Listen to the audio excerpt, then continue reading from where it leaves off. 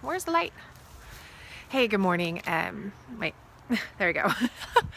uh, Today I'm with my lovely friend Danelle, and the last few days I've been thinking about the subject of when you buy a home and you're at the home and you're walking around trying to assess the condition of the home, what are the things that you're going to be looking for? So I've asked Danelle to, and forgive me, I'm going to the gym after this, so this is not my most professional appearance, but here's the opportunity to do this, so forgive my, maybe I should put my hood on. Yo, no, okay. So yes, okay, I'll get serious.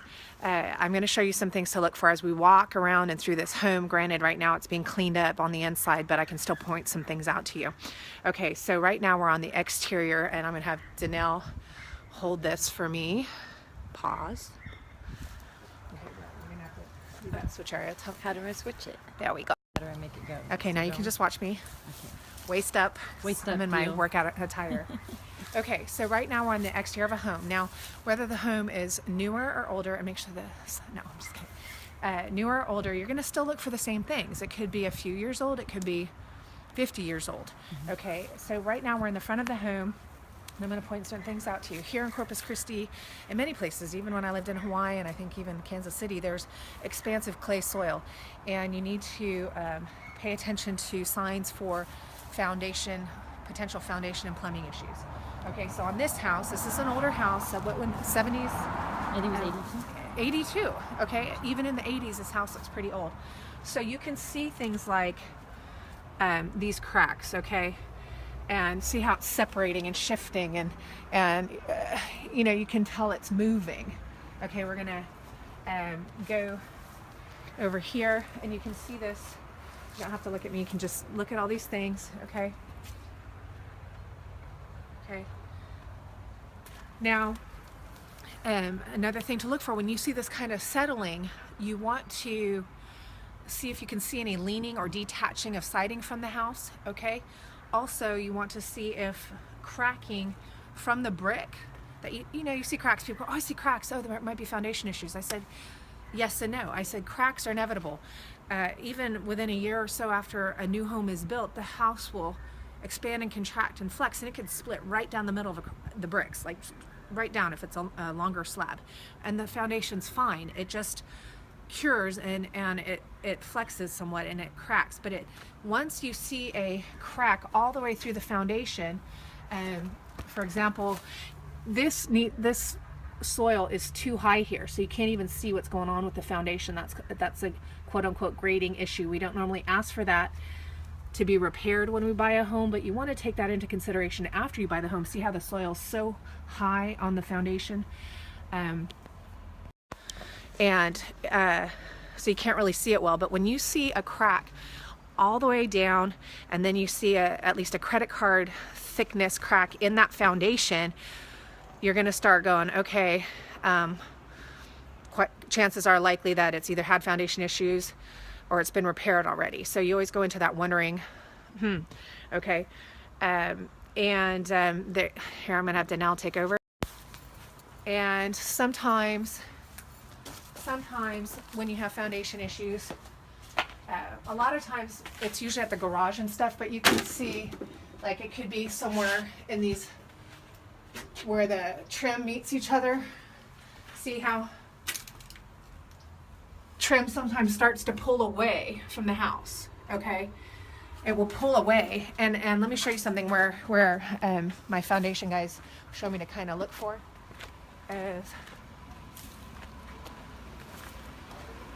Oftentimes around the garage frame and in these areas here, this will start to pull away like that, okay, at an angle, and that's not a good sign. Okay, another thing to look for on the exterior, we're going to go back to the front here, and this house is a perfect house to kind of show you stuff on. The roof is older, and we'll kind of stand back and see if we can see what the coloring of it. You can kind of see it's dingy, spotty, blackish, and the granulation starts to wear off, and so you start thinking, okay, you look up the age of the roof, etc., so on, have the roof inspector come check it out. Now we're walking around, when you see obvious, this is obvious. Okay, that's obvious. There's a piece of wood missing there. This is all tore up. The flashing probably wasn't on very well and it started to leak. But right here, this is a severe case of moisture then termite damage. Okay, oftentimes you'll be looking, you'll see this dimpling. Okay, let's say this wasn't all broken up the way it was. You'll see this kind of funky dimpling texture. Okay, and you, if you didn't know better, you might think it was just rough wood. Okay, but it's hollow. Okay, and I did that because they're changing it. I'm not hurting it because I don't have permission. So those are some of the main things to look for on the exterior of the home. Okay, very common thing. Also, it's called spalling, when the corners of the foundation start to kind of pull off the corners, and the edges of the foundation oftentimes wear off and start crumbling off. Homes here in Corpus Christi, they were built after 78, 79. They were starting to use the flex tension cable. And how you can tell if there's a flex tension cable foundation is about every 6 feet you'll see a circle. Okay, sometimes those circles they kind of fall out and you'll see the little metal cable there. Okay, and one of the challenges I was taught about here in Corpus Christi is in the 80s. This was kind of a new technique here, and it wasn't done quite properly. They weren't putting the proper tension on it, and they were failing. And so many of the foundations either needed entire perimeter and interior support because they were just not staying stable. If it's a rebar foundation, a solid rebar foundation, usually before the 78, 77, usually it was rebar or pier and beam. Okay, rebar, you won't see those little circles every 6 feet. Okay, and those usually, if they have issues, more often than not, they're more minor. Okay, it's like a corner somewhere. Okay, sometimes they might have more than that, but usually they're thicker and they have a better rebar support. When it comes to pier and beam, you have footings. Of course, we don't have a pier and beam home here. And the footings, some are square, some are round, and you can take a look at them, and sometimes they're crumbling, sometimes you see they're sideways. You can look through the house and see all these cracks, and you can get a basic idea of a visual assessment just for your own knowledge. You're going to get a professional out there, but these are just things to register in your mind as you're going through it to assess the situation before you get the experts out there. Okay, now we're going to go inside. And granted, this house is being fixed up, but we can still point some things out. Okay.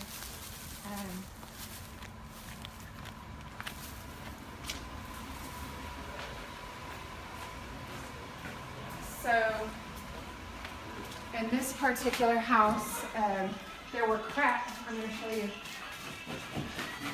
When you have that foundation moving, and this house has had foundation repair, but you can see the big cracks there. This is where all the tape was cracked and pulling off, because this house has been moving a lot and finally was repaired. Okay, you'll see issues in fireplaces. You'll see cracks, you'll see separation. Along the top here you can see cracks. Oftentimes along the sides it will start to gap. All this taping here, these were all cracked and they're repairing. You'll see them in the ceilings. The ceilings have been repaired, but you can see most of this has been kind of cleaned up. But those are things to look for. When you're looking at appliances, that's a whole nother thing, but you can tell if an appliance is old or something. Flooring, pretty straightforward. But those items, plumbing. Okay, plumbing, you can look under the sinks and see if there's any markings of dripping, or if it's an older home, see what kind of piping's coming out. Has it been replaced with PVC? That doesn't mean the whole house has been rerouted, but it might give you a hint as to what kind of maintenance has been done over the years. Okay, HVAC systems. This looks like a very nice HVAC system. You can open it up, and I can tell you, so often I will see an HVAC system and it's all spotted with, I guess you could say mold, but it's kind of mildew, like where the moisture, acts up because of the heat, and then it dries and so it's spotted. It's kind of like a mossy, speckled. And so you can just tell that it hasn't been cleaned or serviced a lot because it's all dirty and it hasn't been wiped down. And you can ask them if they've serviced it, and you can go, oh, well, we might need to have a servicing. If it's downstairs, if the unit, the air handler's downstairs, it's about $300, $400 to do a service and clean out the coils, everything like that. But if it's in the attic, you're going to spend at least $450 to have it fully serviced and cleaned and everything like that. So once again, you're going to have an idea, man, these are the big ticket items I'm looking at. And then you go outside and look at the exterior compressor, and you see if it's rusty, if the coils have deteriorated around the edges, they start to crumble and get dusty. They're like rusty and they're worn off. Okay. Sometimes animals the dogs pee on it and they deteriorate. How about that? Water heaters. They're not that expensive, but once again, it's another thing to go, okay, do I need a water heater? How is it? Is it plumbed properly? Is there a shutoff valve? All that stuff. Okay. So this water heater is nice. It looks, there's certain codes now. This one's draining to the outside as required. Okay, you can see that they have the proper drainage to the exterior. Your washer and dryer. Where's washer and dryer? Sometimes I forget. It's actually in the garage here. Okay. Sometimes I forget. I go, I don't know, where was it? Well, this one looks like it has some new electrical, and you've got hookups here. And you can see here, oh, well, we're gonna need a plumber out here to install a new valve. This could probably be brushed off, but we definitely need a valve there. So you can assess all of this before you put in your offer. Ideally, if you know you're gonna buy the home, and and you're putting in an offer, say I'm putting in an offer, and I would like to see the seller's disclosure just so I can, if there's something I'm not aware of, I can evaluate it and put it in my offer. Some listing agents will tell you, can you see me, is it dark?